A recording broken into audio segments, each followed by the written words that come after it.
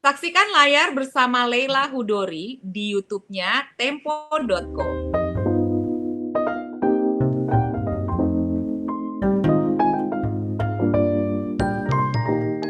Oke, Nia, ini ada beberapa pertanyaan yang saya pilih. Sebetulnya banyak sekali yang masuk ya, tapi kita hanya memilih beberapa. Pertanyaan-pertanyaan itu diutarakan melalui Instagram @tempo.co ya. Yang pertama ini dari @gidebuono. Apa sih yang bisa dipelajari oleh dunia perfilman kita dari fenomena tilik?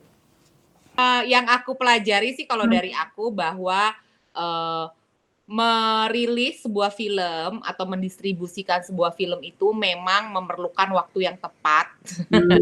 Dan selesai tahun 2018, dibikin tahun 2018, baru didistribusikan 2 tahun kemudian itu mungkin menjadi sebuah menjadi sebuah hal baru kalau buat industri film.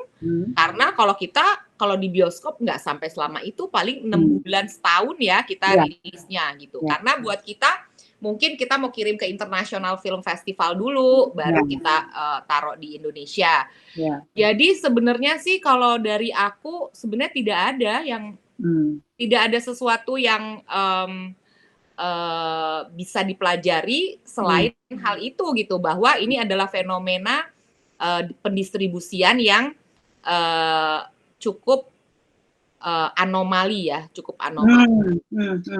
Tapi mungkin juga ini satu dari sedikit film pendek yang menghasilkan kehebohan. Artinya minimal ada diskusi gitu ya.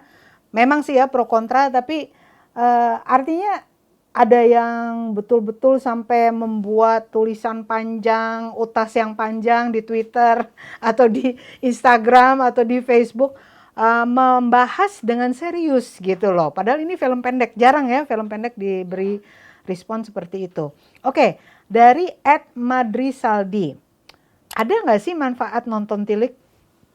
Kalau buat aku mungkin aku cuman merasa bahwa ini karena kalau nonton dari awal ini adalah film yang direkomendasikan oleh adik sepupuku, ibu dari 4 anak yang memang udah stres banget. Jadi aku merasa manfaatnya bukan buat aku, tetapi mungkin buat sepupu aku dan ibu-ibu lain yang lagi stres di masa pandemi ini, dan bisa terhibur dengan film ini gitu. Tetapi kalau buat aku, terus terang aku sangat bisa menghargai production value-nya, tetapi untuk menghibur atau apa, malah aku ada perasaan, loh kok belum selesai-selesai ya filmnya gitu kan. Kalau boleh jujur, aku berasanya justru seperti itu. Bahwa terlalu panjang ya. Ya, Oke. saya jujur kan.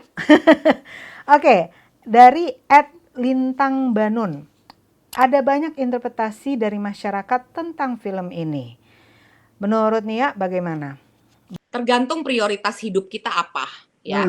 Kalau aku tanpa dikasih tahu oleh sepupuku, mungkin aku tidak akan nonton film ini walaupun dikirim linknya oleh WA grup yang lain. Karena aku juga udah ngurus anak-anak walaupun jauh tapi tetap ngurus.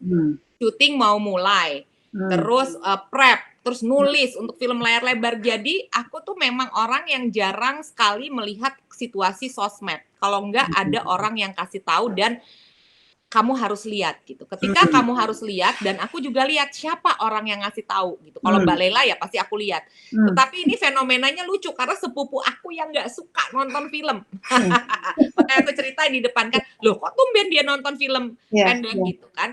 Jadi itu. Tetapi kalau buat aku sebenarnya aku juga jarang menulis di sosial media gitu. Jadi kalau buat aku tidak merasakan manfaat dari sosial media sebenarnya untuk terlalu banyak berargu dan bergunjing di sosial media. Dan maaf banget gitu, kalau untuk acara kayak webinar, acara seperti ini, aku selalu menyambut baik gitu. Tetapi kalau hanya sekedar beropini, terus menganggap opini kita yang paling benar dan segala macam, aku kayak nggak ada waktu deh untuk melakukan itu gitu. Nggak, tapi bahwa ini banyak sekali interpretasi yang keluar tentang film ini. Apakah ini saya rephrase aja ya? Apakah itu sesuatu yang bagus nggak sih untuk seorang filmmaker ketika nih filmnya keluar? terus banyak pro kontra gitu. Bagus dong, bagus. Wah, itu. Kalau untuk filmmaker, interpretasi yang banyak itu sangat bagus sekali gitu. Dan maksudnya it's good to know gitu. It's good to know. Oh, orang-orang pada ngomongin, tetapi ya kalau sebaiknya sih sebagai filmmaker nggak usah ditanggepin juga gitu. Tetapi ketika itu sudah bergulir dan ternyata menjadi diskusi di masyarakat, itu sesuatu yang bagus buat filmmakernya. Perlu membela diri nggak filmmakernya? Nggak usah ya, biarin aja ya. Menurut aku filmmaker nggak pernah perlu membela diri, tetapi ketika diundang oleh institusi yang kayak Tempo, kayak institusi apa misalnya sinema independen yang punya sering melakukan diskusi, itu adalah tempat yang baik untuk kita duduk, belajar, dan mendengarkan orang lain. Karena orang-orangnya jelas siapa. Tetapi ketika kita harus mendengarkan orang di sosial media, buang-buang energi. Gitu. Jadi biarin aja lah ya orang-orang pada berpendapat. Oke, terima kasih banyak ya Nia untuk semua enlightening banget nih ini jawaban-jawabannya ya.